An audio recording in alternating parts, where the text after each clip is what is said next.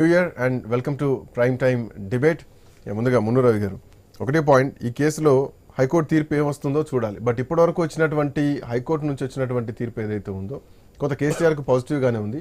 ఇప్పుడు కూడా కేటీఆర్ని అరెస్ట్ చేయొద్దు తుది తీర్పు వచ్చేంత వరకు కూడా.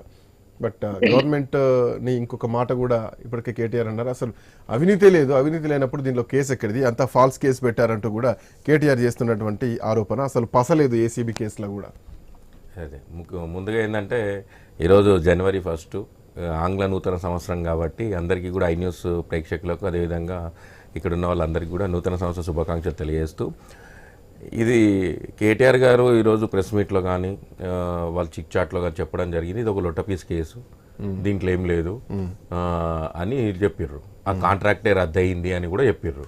మేమేమంటున్నాం అనంటే కాంట్రాక్టే రద్దయింది, 50 కోట్ల రూపాయలు పెట్టుబడి పెడితే 700 కోట్ల రూపాయలు లాభం వచ్చింది, మళ్ళీ లాభం ఏడిపోయింది, అది ఎవరి ప్రయోజనాల కోసం ఉపయోగపడింది, అసలు ఏందో ఇవన్నీ విచారణ చేస్తేగా తెలుస్తుంది. దానికి ఎందుకు అంతగానో ఉబులాట, స్క్వాష్ పిటిషన్ పోవాల్సిన అవసరం ఏముంది? అది నిజంగానే లొట్టపీస్ కేసే ఉండొచ్చు. మరి లొట్టపీస్ అన్నప్పుడు దాన్ని అట్లనే వాడేది ఉండే, దానికి విచారణ హాజరైతే తెలిసిపోయేది ఏందనేది, ఎవరు నిజాయితీయో ఎవరు సత్యం. అభివృద్ధి కోసం చేసిన దాంట్లో దీంట్లో అవినీతి ఎక్కన అని చెప్పేసి మీ పార్టీ మంత్రి కూడా అన్నారు.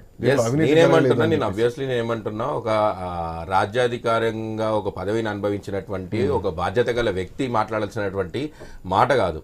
ఆయన కూడా గతంలో ఒక బాధ్యతాయుతమైనటువంటి పదవిలో ఉన్నాడు, రాజ్యాంగం మీద ప్రమాణం చేసి ఆ రోజు రాగద్వేషాలు లేకుండా నేను పనిచేస్తా అని చెప్పి ఆడ చెప్పిండు. 50 కోట్లు పెడితే 700 కోట్ల రూపాయలు వచ్చిందని, మళ్ళీ వచ్చిన కంపెనీ మళ్ళీ ఎందుకు మూసిపోయింది, మళ్ళీ కాంట్రాక్ట్లు ఎందుకు క్యాన్సిల్ అయినాయి, దానికి ఇవన్నీ ఉంటాయి కదా. సో మీరు ప్రభుత్వానికి జవాబుదారీగా చెప్పాల్సినటువంటి బాధ్యత ఉంది, ప్రజలకు చెప్పాల్సినటువంటి బాధ్యత ఉంది.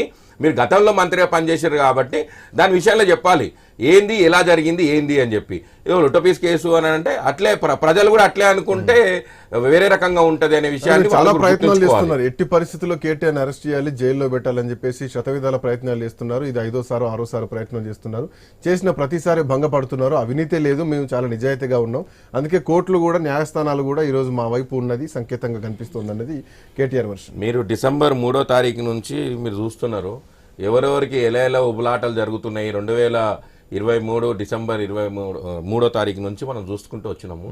ఎవరు ఏ ఉబులాట ఎట్లా జరిగింది ఏంది అనేది, ప్రతి ఉబులాటకు దానికి ఒక కారణం ఏంటంటే గతంలో జరిగినటువంటి భూదోపిడీలు కానీ గతంలో జరిగినటువంటి స్కాములు కానీ ఏడ బయట పడతాయి అని చెప్పే ఉద్దేశంతోన ఏది అది రాకముందే వీళ్ళే ఉలిక్కిపడి వీళ్ళే దాని గురించి వీళ్ళే చమత్కారాలు చేసి వీళ్ళే దాని గురించి సోషల్ మీడియాలో ట్రోలింగ్లు చేసి ఏదో హంగామా చేసి మేమే కరెక్టు వీళ్ళే రాంగు అని చెప్తున్నారు. విచారణ చేయని న్యాయస్థానాలు ఉన్నాయి, న్యాయ కేంద్రాలు ఉన్నాయి, వాళ్ళు డిసైడ్ చేస్తారు, వాళ్ళు డిసైడ్ చేసి చెప్తారు. అంతవరకు కూడా ఓపిక పట్టకపోతే ఎట్లా? ఓపిక పట్టాలి కదా.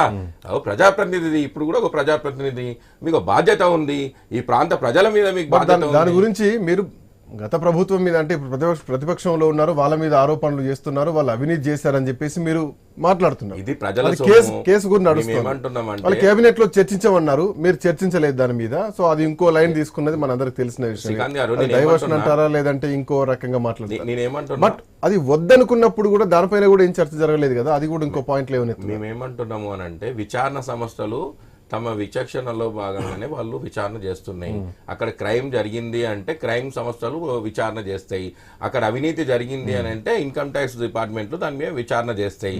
ఇక్కడ జరిగింది అని చెప్పి గతంలో వీళ్ళు చెప్పారు కాబట్టి ఆ విచారణ సంస్థలన్నీ కూడా దానిపైన న్యాయంగా పోరాడుతున్నాయి కాబట్టి దాని మీద ఫిర్యాదు చేసింది. వస్తాం మీ దగ్గరకు వస్తే ఒక చిన్న బ్రేక్ తీసుకుందాం. బ్రేక్ తర్వాత అసలు ఏం